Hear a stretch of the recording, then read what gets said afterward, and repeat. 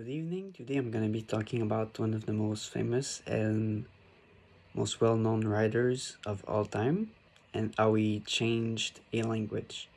I'm going to be talking about how Shakespeare changed the English language and why people should read Shakespeare, in my opinion. Among all the authors throughout history, there's one that truly stands out not only because of his notoriety, like I just said, but also because of his impact on the language, and that's Shakespeare. Why? Well, in part because he introduced about 1,700 new words, revolutionary words in English. He invented many crucial and popular words that we still use today. Some that we don't use because they're a little outdated. But if I can name some of the famous words that he coined, there's bandit, critic, bloodstained, elbow, but in the sense of a verb, like to elbow someone. He invented the word lackluster, being hot or cold-blooded, lonely. And also he invented the word or the expression green-eyed, to be green-eyed with jealousy. We're gonna come back to this one later. To create novel words, he would twist and modify words from other languages often.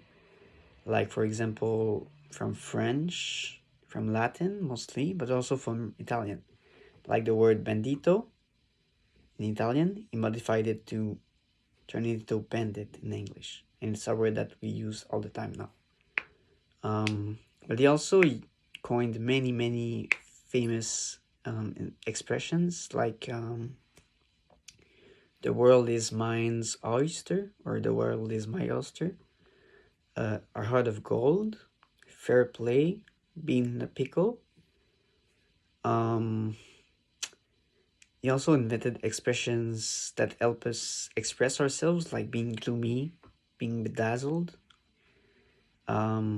These expressions that he invented, yes, they diversify our language and they help us express ourselves more fluently with a bit more diversity, but also when you invent new words for expressions and sensations like gloomy or bedazzled, it can lead to people maybe experiencing reality differently. So without words like gloomy or bedazzled, maybe these states and feelings will be nameless and it will be harder to identify them within ourselves. It's much harder, I think, to identify what's wrong with you if you don't have words or expressions that are already invented to describe them. And that's why I think by reading Shakespeare, you can maybe learn the origin of certain expressions and words and be like, wow, that's interesting. Like, I know that came from all the way back then, and maybe you can learn a bit more about yourself even, you know? One of the most important stories that I think he wrote is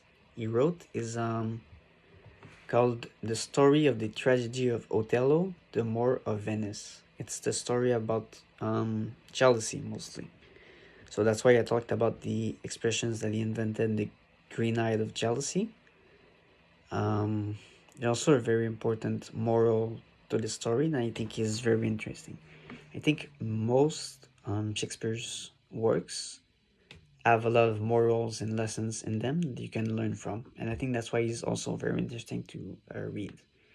So in the story of Othello, it's about a military commander called Othello, and he's very jealous about his wife cheating. He constantly have thoughts.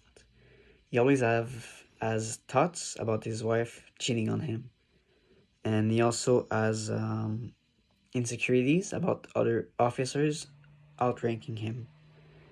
So all this jealousy of his wife having an affair and others being better than him ends up eating him from the inside, and he ends up really almost becoming mad, and he infects everyone around him with this despair and darkness within him that grew because of his jealousy.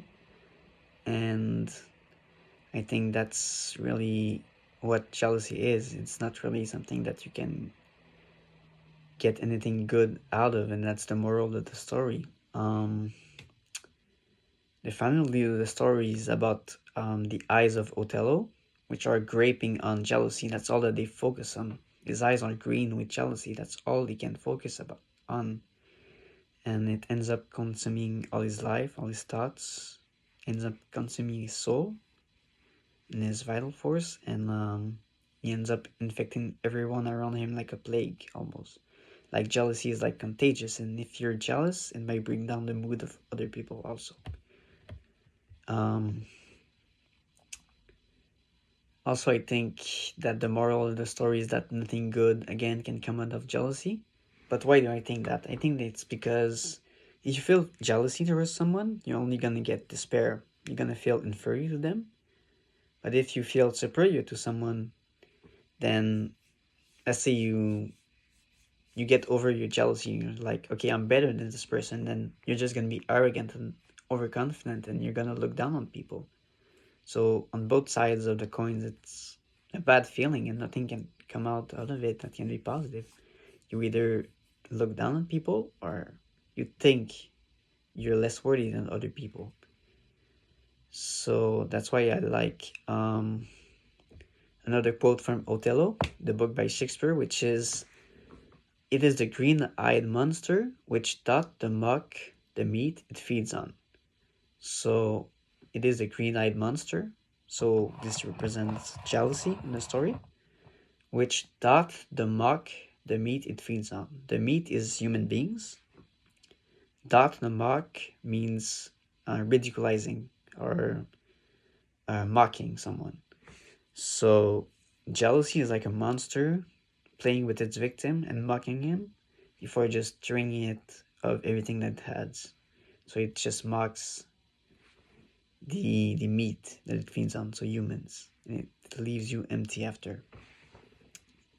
Shakespeare compares jealousy to a green-eyed monster and a plague because it spreads and it destroys everything from the inside, and I think that's very accurate, and it can make us learn more about ourselves again. Um, Also, I think to conclude, Shakespeare, if you want to learn about the history of the English language, logic and background behind certain words we use today in our day-to-day lives, I think William Shakespeare is a really great place to start. His legacy as a writer is undeniable, and his impact on grammar and vocabulary is really it's quite something, and I think it's interesting to learn about how certain words came about. He's really well known for his plays, for writing them, but he was also an actor and acted in them. His most favorite plays are probably Hamlet, Macbeth, and Romeo and Juliet. He was also an economist, so he was a really interesting person. I hope you guys get to know him better. Thank you.